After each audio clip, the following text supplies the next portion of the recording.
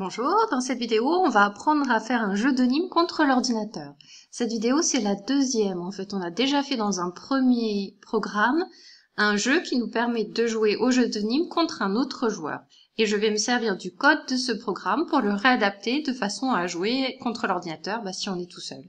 Et on va avoir deux façons de le faire. La première façon, l'ordinateur joue au hasard. Donc on peut le gagner, on peut aussi perdre. Et la deuxième façon, là, l'ordinateur connaît une stratégie gagnante qui est expliquée dans la vidéo qui est dans les commentaires, et on va faire en sorte que il gagne à tous les coups. Donc le deuxième jeu, c'est si tu veux piéger quelqu'un. Le premier, c'est si tu veux jouer toi. Donc dans les deux versions, de toute façon, il va falloir qu'on crée un bloc ordinateur, parce que dans notre code de programme, à chaque fois, c'est le joueur qui choisit le nombre de bâtons qu'il va supprimer. Je te rappelle qu'à la fin, celui qui est obligé de prendre le dernier bâton a perdu, et à chaque coup, on prend 1, 2 ou 3 bâtons. Donc on crée un bloc ordinateur. Et on va décider à quel moment l'ordinateur va jouer. Est-ce qu'il joue en tant que premier joueur ou est-ce qu'il joue en tant que deuxième joueur? Par exemple ici, on va le faire jouer en tant que deuxième joueur.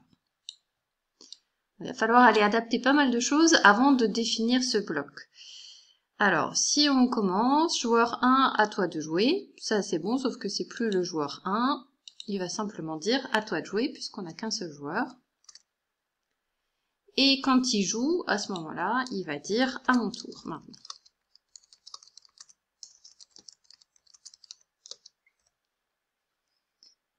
Alors, est-ce qu'on a besoin de toutes ces variables? Oui, donc savoir qui a joué en dernier. Maintenant, si qui a joué en dernier, c'est 1, c'est-à-dire c'est le joueur. Ça veut dire que c'est l'ordinateur qui a gagné. On va mettre « Hurrah, j'ai gagné ».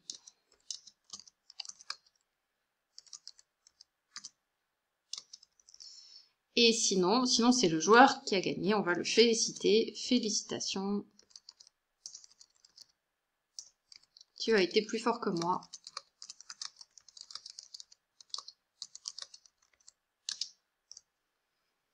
Voilà. Et maintenant, qu'est-ce qu'on va mettre dans ce bloc ordinateur? L'ordinateur, il va choisir un nombre aléatoire. Ça ressemble énormément au bloc joueur qu'on a fait.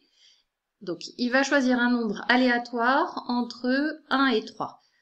On va créer une variable qu'on va appeler choix de l'ordinateur. Voilà, je l'ai créé ici, choix de l'ordinateur. On va mettre choix de l'ordinateur. Je vais grossir un peu qu'on puisse bien voir. Choix de l'ordinateur à un nombre aléatoire tiré au hasard entre 1 et 3.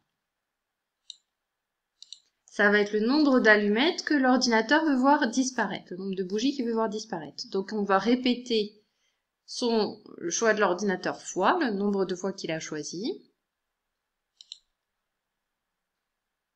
Donc répéter le nombre de fois qui est contenu dans choix de l'ordinateur. On va envoyer, alors je te rappelle que la variable compteur, c'est celle qui sert à envoyer des messages. Au début, elle vaut 1, on envoie un message 1 à la bougie 1 qui disparaît quand on lui envoie ce message. Si on a envoyé message 2, c'est la bougie 2 qui disparaît, et le compteur à chaque fois, il est incrémenté à la fin de la boucle, de façon à passer à la bougie suivante. À la fin du programme, comme on a 17 bougies, il est égal à 18. Alors, on va répéter le choix de l'ordinateur fois, envoyer à tous. Envoyer à tous. Envoyer à tous le message, c'est toujours compteur qui décide de la bougie qu'on va éteindre ou de la brique qu'on va enlever. Donc on envoie à tous compteur et on pense à ajouter un à compteur.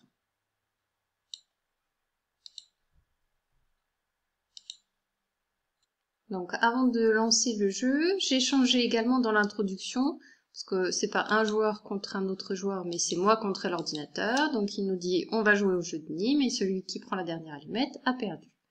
Voilà, on lance le jeu. Donc je lance le jeu, le voilà, bonjour, on va jouer au jeu de Nîmes. Celui qui prend la dernière allumette a perdu. Bon, il me propose de jouer en premier. Donc je choisis 3 allumettes. Il choisit au hasard un nombre entre 1 et 3, c'est 3 aussi. Je choisis 2. Il choisit 1. J'aimerais bien gagner. Alors, on va en faire un. Et ben, je vais prendre 3 allumettes. Et du coup, c'est lui qui prend la dernière. Et donc, j'ai gagné. J'ai réussi à le battre. Maintenant, on va faire en sorte que, dans le jeu qui suit, l'ordinateur gagne à tous les coups. Donc là, il aurait pu gagner aussi, mais je suis tellement forte que c'est moi qui ai gagné. En fait, il est facile ce jeu, hein, parce qu'on a choisi un nombre aléatoire, donc on peut quand même gagner beaucoup plus facilement. Donc maintenant, notre autre option, ça va se jouer ici. Comment faire en sorte que l'ordinateur gagne à tous les coups? J'ai fait exprès de le mettre en deuxième joueur. Il va adapter son choix à notre réponse, comme tu l'as vu dans la vidéo qui est en commentaire. Pour gagner, étant donné que le nombre est égal à 17, son choix stratégique, c'est de faire 4 moins le choix du joueur. Et donc à tous les coups, il va gagner. Donc 4 moins. Donc le choix du joueur, où est-ce qu'il est? Le choix du joueur, le joueur il a joué ici. Donc on est rentré dans cette boucle-là. Il a donné son choix dans réponse. Et comme aucune autre question n'a été posée entre-temps, réponse contient encore la variable la réponse du joueur. Donc, voilà. Et là, maintenant, à tous les coups, il va gagner, puisque quel que soit le choix que je fais, il va réajuster derrière, et donc ce sera moi qui aurai la dernière brique. On lance.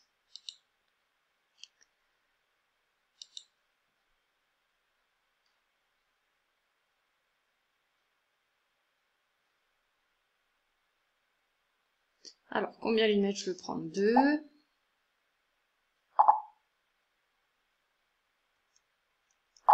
Je prends 3, il m'en prendre une, forcément. Voilà, bon bah je suis fichu là dans ce jeu. J'en prends une, il va en prendre 3.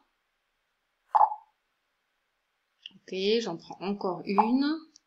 Il en prend encore 3. Et donc j'ai perdu puisque c'est moi qui prends la dernière allumette.